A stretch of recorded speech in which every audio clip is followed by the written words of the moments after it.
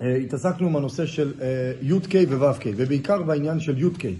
כן, שבאופן כללי אפשר להגיד ככה, שו'-K זה קשור עם המציאות של האדם. עם הצורה הפרטית שיש לכל אחד, איך שאנחנו מבינים ואיך שאנחנו חושבים.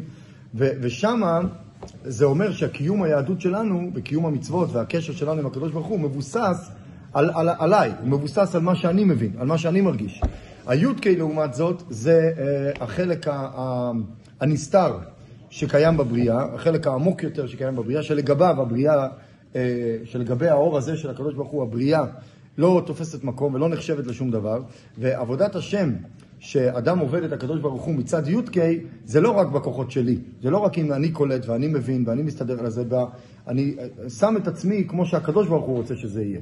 וכמו שהקדוש ברוך הוא רוצה שזה יהיה, אז זה לא רק מתי שזה מסתדר טוב איתי, ולא רק מתי שזה, אני מבין את זה ואני מרגיש ואני מתחבר, אלא גם כאשר זה לא מסתדר לי, גם אז אני מחויב. גם אז יש לי קשר מיוחד עם הקדוש ברוך הוא בצורה שהיא למעלה איך אני בדיוק נמצא, באיזה מצב בדיוק אני נמצא. זה ההגדרה שהוא הגדיר את העניין של י'-K.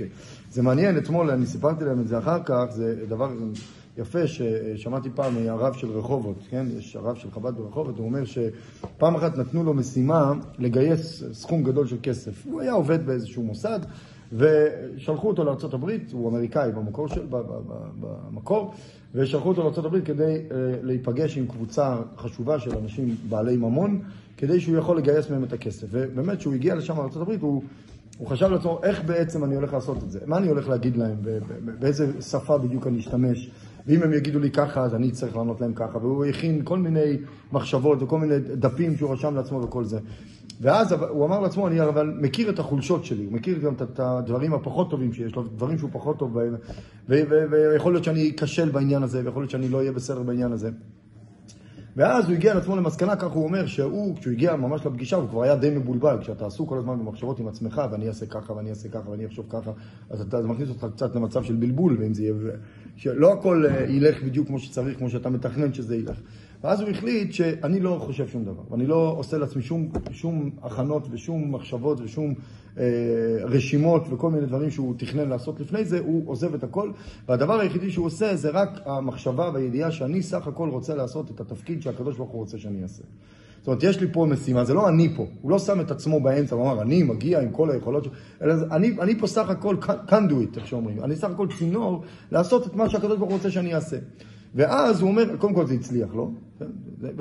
ואז הוא אומר שזה למעשה יש פה איזשהו שאלה איך אתה תופס את עצמך. אם אני שם את עצמי באמצע, והכל זה אני, איך שאני קולט ואיך שאני מבין, אז זה טוב מאוד, זה ככה צריך להיות. אבל מצד שני, יש לזה גם את החיסרון, שאני מביא את עצמי עם כל החבילה שלמה. אנחנו יודעים שכל אחד יש לו את החבילה שלו, וכל החסרונות שלו גם כן.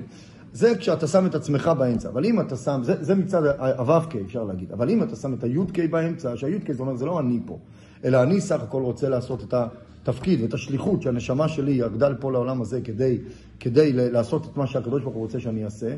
אז זה לא רק אני פה, זה לא מצידי, מצד איך מה שמתאים לי ומה שמסתדר לי, זה מצידו של הקדוש ברוך הוא. ואז אתה פותח את עצמך to a whole new world. זה לא רק אני פה, עם כל הבעיות שלי.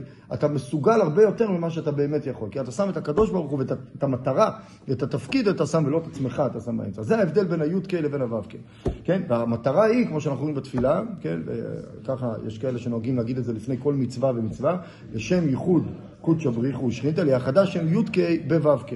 המטרה הסופית היא שיהיה שם שלם של הקדוש ברוך הוא, שיהיה גם י'-K וגם ו'-K. שמה זה גם י'-K וגם ו'-K?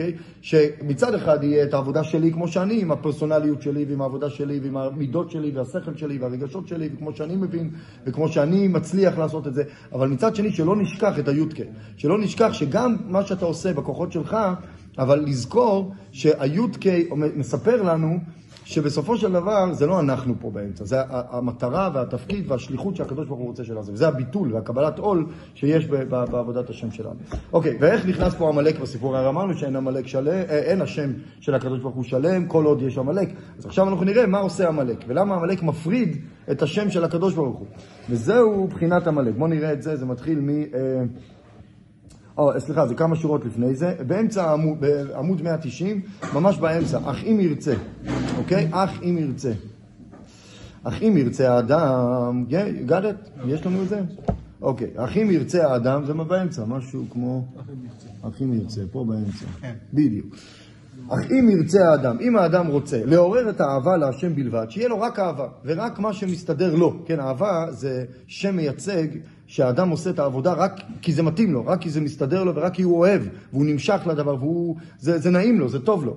אז אם הוא רוצה לעשות לעורר רק את האהבה להשם במידותיו הטבעיים, עם המידות הטבעיים שיש לכל יהודי, עם הרגש שיש לו, הרי הוא מפריד שם י' כ' מו' כ'. בעבודה הזאת שהוא אומר, אני מעוניין לעשות רק מה שנוח לי, ורק מתי שאני אוהב, ורק מתי שלי מסתדר, יש כאן הפרדה של הי' כ' והו' כ'. למה? כי המידות אצלו בבחינת יש, ואהבה מורגשת. יש מי שהוא אוהב בלבד. האהבה בסופו של דבר זה רגש אנוכי, כן? אם חסר את הביטול, אם חסר שאני אוהב, אבל בסופו של דבר אני מעוניין להתחבר עם הקדוש ברוך הוא באמת, אז אם אני עושה רק בגלל שאני אוהב, אז יש פה גם אגואיסטיות מאוד חזקה. יש פה גם, אני עושה את זה כי טוב לי. כן? אהבה בלבד היא לא מספיקה. כי אהבה זה רק מה אהבה בנייצ'ר שלה, בטבע של מידת האהבה, זה משהו שהוא נוח לי וטוב לי, אין דבר יותר נפלא מהרגש הזה של אהבה. אבל זה בסופו של דבר מבוסס עליי. ואם זה מבוסס רק עליי, אז זה בעיה. כי אני עושה רק מה שמתאים לי ורק מה שנוח לי. ועל ידי זה, אם אדם באמת הולך בכיוון רק של אהבה בלבד, רק מה שטוב לי ונוח לי, ולא מעבר לזה, רק ו"ק, בלי הי"ק, אז על ידי זה יש אחיזה ויניקה לקליפות וסטרה אחת. על ידי זה יכול להיות גם מקום לדברים שליליים. אם הכל מה שנוח לי, אז מפה, זה slippery slope, כמו שאומרים, מפה מתחילים לרדת ואני עושה רק מה שטוב לי, אז מפה, אז בסופו של דבר זה יכול להסתיים גם כן במה שנקרא קליפות וסטרה אחת, הדברים השליליים לגמרי. לינק ולקבל חיות שיתהוו גם כן זין מידות רעות. מזה יכול שיגיעו גם כן 7 המידות הרעות, ההתנהגויות הלא טובות שיש באדם. כל 7 המידות הרעות, שזה כולל את כל הדברים הלא טובים שיש באדם, זה מתחיל ממה? מתחיל מהרגש שזה שאני עושה רק מה שטוב לי. זה יכול להתחיל ממקום מאוד טוב, כן? זה יכול להתחיל מדרגה בקדושה, שאדם עושה את הכל מתוך אהבה. אבל אם זה מתחיל בדרגה של אני באמצע ואני במרכז, אז מפה יכול לרדת עד גם כן 7 המידות הרעות של כל לכן זה מסביר לנו את מה שלמדנו, אם אתם זוכרים, בתחילת המאמר הוא התחיל להסביר שהעמלק נקרא ראשית גויים. נכון? יש פסוק כזה, ככה אומר בלעם, שהוא מדבר על עמלק, הוא אומר, ראשית גויים עמלק. ההתחלה של כל הגויים, של כל האומות שיש בעולם, ההתחלה זה בעמלק, אוקיי? עכשיו, כמו שהוא מסביר את זה פה, עכשיו אנחנו מבינים מה זה בפנימיות, מה זה בעבודת האדם. ראשית גויים עמלק, ההתחלה של כל הגויים, ההתחלה של כל המידות הלא טובות, המידות השליליות, כל 7 העמים, כן, שהם הסמל של המידות הלא טובות, מאיפה זה מתחיל? ראשית גויים זה עמלק. למה? כי עמלק זה מתחיל רק בשבילי, ואני באמצע, להפריד את י' כ' וו' כ'. וזה ההתחלה שמפה מתחילות כל הבעיות. גם בפסיכולוגיה של בן אדם, כל הבעיות האישיות של בן אדם מתחילות בעצם מהנקודה הזאת שאני שם את עצמי באמצע. אם אני שם את עצמי באמצע, שזה הנפש הבעמית בכלל באופן כללי, שאני באמצע, אני במרכז, אני עושה מה שמתאים לי ואיך שמסתדר לי. אם רק אני באמצע, זה לא שלילי, אבל אם זה רק זה, אם בן אדם חסר את העניין הזה שלפעמים שים את עצמך קצת הצידה, תשכח קצת מעצמך, ותחשוב לא רק על מה שנוח לך וטוב לך, אלא על המטרה שלך, ועל הסיבה שאתה פה בעולם הזה, ועל הכוחות שיש לך, ועל השליחות שהקדוש ברוך הוא נותן לך. אם חסר לך את האלמנט הזה בחיים, זה בעיה שורש של בעיות, כל הבעיות הנוספות שמגיעות אחר כך לחיים. זהו בחינת עמלק, זה הדרגה של עמלק שהוא בחינת היש, זה העניין של יש, שהוא העושה ומגדיל היש. אדם שרוצה להגדיל ולהוסיף רק ביש שלו, רק מה שנוח וטוב לו. הפך הביטול, שזה הפוך לגמרי מהביטול שנמשך משם יודקה. הביטול, אמרנו, הקבלת העול זה מגיע מיודקה. ההרגשה הזאת שזה לא אני פה באמצע, ומה שחשוב זה הקשר עם הקדוש ברוך הוא והקבלת העול והביטול לקדוש ברוך הוא. והוא המכסה ומסתיר התגלות שם יודקה. והעמלק, התחושה הזאת, העניין הזה של רק אני באמצע, זה עושה הפרדה בין השם י' כ' לו' כ', ועל ידי כן הוא ראשית התהוו את 7 המידות רעות. זה ההתחלה של כל המידות, ההתנהגויות הלא טובות שיש לאדם. ההתחלה מתחילה מזה שאני שם את עצמי באמצע. מאמר חז"ל, כמו שחכמים אומרים, אין אדם עובר עבירה, כן, זה מאמר חז"ל מפורסם, חכמים אומרים, אין אדם עובר עבירה אלא אם כן נכנס בו רוח שטות, כן? עכשיו, על פניו, באופן פשוט, מה זה נכנס בו רוח שטות? הוא לא חושב יותר מדי, כן? הוא לא עושה חשבון, האם זה טוב לי, האם זה לא טוב לי, מה יצא מזה בעתיד, האם בעתיד יש לי משהו טוב מהדבר הזה. אז זה נקרא רוח שטות. אבל כאן הוא אומר, מסביר את זה בעומק יותר, את הרוח שטות הזאת, כי שהוא רוח המכסה ומסתיר מבחינת הביטול. זה הרוח הזאת, זה המחשבה של האדם שאני באמצע, כן? וזה הרוח שטות פה. אם הוא שוכח את הביטול, הוא שוכח את העובדה, שזה לא רק אתה פה, לא רק הבן אדם באמצע, אלא יש פה את השליחות שיש לבן אדם. אם הוא שוכח מהדבר הזה, אז בעצם, אז הוא שוכח מהביטול. נו, אז מה אם הוא שוכח מהביטול? ביטול זה קשור עם חוכמה. רוח שטות זה הפך מחוכמה. שטות זה לא חוכמה, זה ההפך הגמור מחוכמה.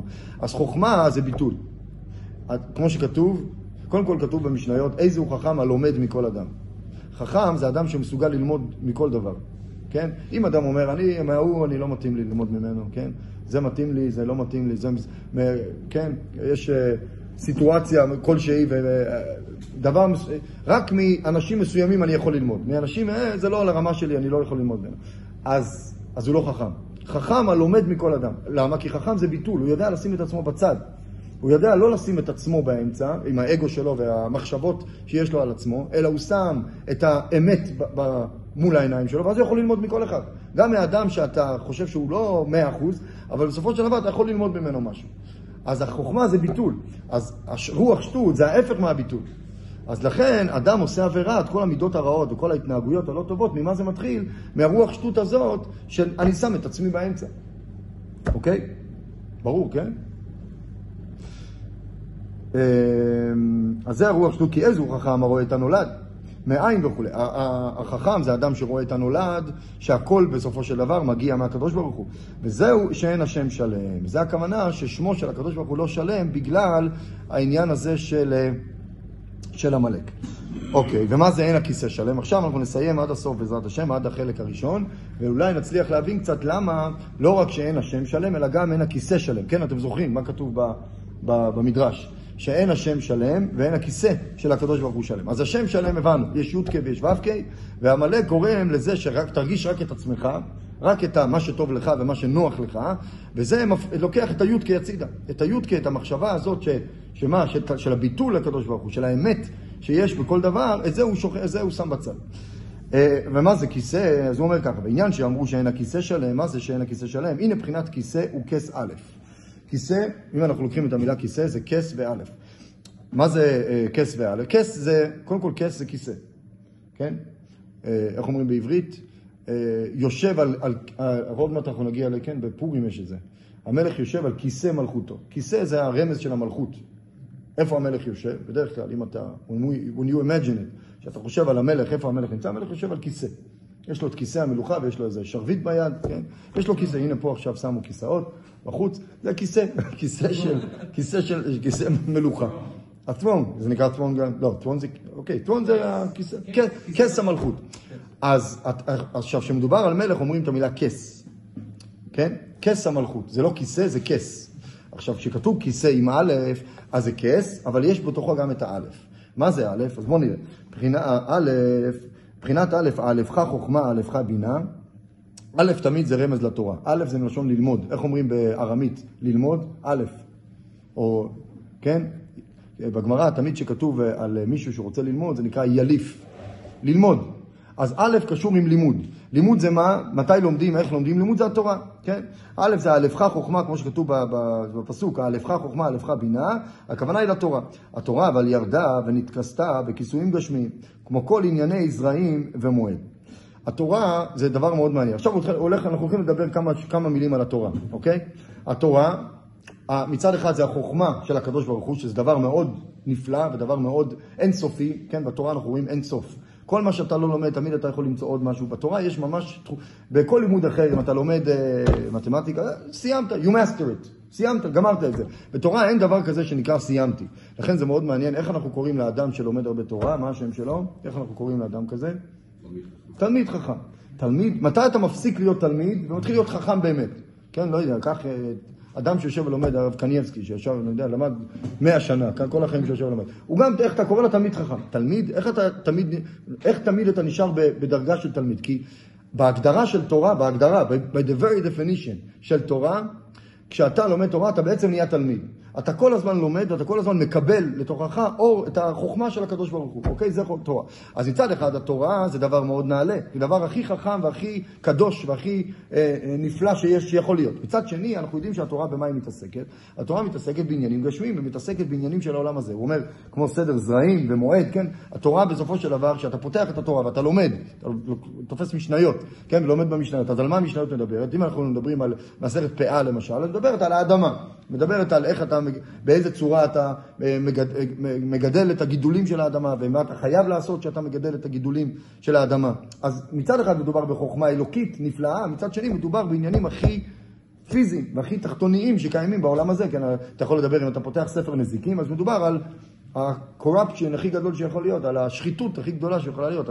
מדובר שם על שקרנים ועל גנבים ועל אנסים ועל רוצחים ועל הדברים הכי שפלים שיכולים להיות. אז אתה אומר מצד אחד מדובר כאן בתורה, ומדובר פה בחוכמה האלוקית, בחוכמה של הקדוש ברוך הוא. מצד שני זה יורד עד למציאות הכי נמוכה שיכולה להיות. אז זה מה שהוא רוצה להגיד. אז התורה נקראת בלשון כיסא. עכשיו מדברים על הקדוש ברוך הוא במובן של כיסא, הכוונה היא לתורה. למה כיסא? כמו דרך משל כיסא שיושב עליו האדם. כשאתה יושב על כיסא, אז מה קורה? אתה מוריד את עצמך כלפי מטה. יש הבדל בין אם בן אדם עומד או שהוא יושב. כשבן אדם עומד, הוא נמצא במלוא הקומה שלו, בצורה הכי גבוהה שהוא יכול להיות. כשאדם יושב, הוא מוריד את עצמו למטה, שמשפיל אחוריו לשב עליו. כן, אדם מוריד את עצמו כלפי מטה כדי לשבת על הכיסא.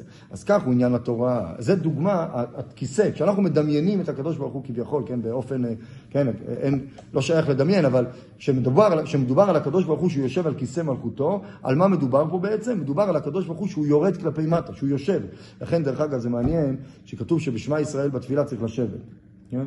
בשמה ישראל, שאומרים שמה ישראל צריך לשבת. למה? כי שמה ישראל זה זמן שבו אנחנו מתבוננים. לכן מכסים את העיניים, אתה צריך לחשוב. וכל התפילה עם הראש שלך מסתובב בכל מיני מקומות, בסדר. בשמה ישראל צריך לכוון. לא יצאת ידי חובת מצווה קריאת שמע, אם לא כיוונת לפחות בפסוק הראשון, שמה ישראל השם אלוקינו השם אתה. כדי לכוון אתה צריך לרדת, אתה צריך לשבת. כשאתה עומד, אתה קצת הראש שלך יכול להסתובב בכל מיני מקומות, אבל כשאתה יושב אתה יותר מכוון, ואתה יותר מוריד את עצמך להיות יותר כלפי מטה. לכן אתה צריך לשבת. לכן כתוב בהלכה שעדיף. זה לא, אם אתה לא יושב, אז אתה לא יושב, אבל אם אתה יכול, ואם יש לך אפשרות, אז כדאי לשבת בפסוק הראשון, לפחות שאומרים את קריאת שמע, אוקיי? אז גם פה אצל הקדוש ברוך הוא, כשהוא רוצה לקחת את התורה ולהוריד אותה כלפי מטה, אז זה דוגמה של כיסא. זה דוגמה של כיסא, כמו שהקדוש ברוך הוא כאילו מתיישב על כיסא, כדי להוריד דבר כל כך נעלה וכל כך קדוש, להוריד את זה אלינו, להוריד את זה לעולם הזה. אוקיי? אז לכן זה נקרא כמו כיסא, שמשפיל אחוריו לשב עליו. כך הוא עניין התורה. אותו דבר זה גם בתורה, שהוא בחינת אחוריים ובחינת חיצוניות. זאת אומרת, בתורה אנחנו תופסים את העניינים הפיזיים שמדובר בתורה. התורה ירדה ונתלבשה בענייני העולם הזה הגשמיים. כן? התורה יורדת ומתעסקת עם עניינים הגשמיים של העולם הזה.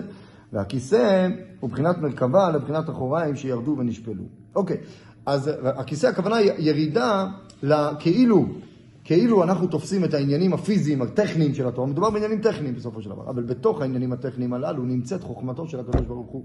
אז יש פה כאילו דבר חיצוני ודבר פנימי. החיצוניות, שאתה לומד תורה, אז בחיצוניות במה אתה מתעסק? אתה מתעסק בענייני העולם, אז כן, בעניינים של, כן, בעניינים פיזיים, בעניינים שקשורים עם עבודת האדמה, וכל מיני עניינים גשמיים שקשורים מהעולם הזה.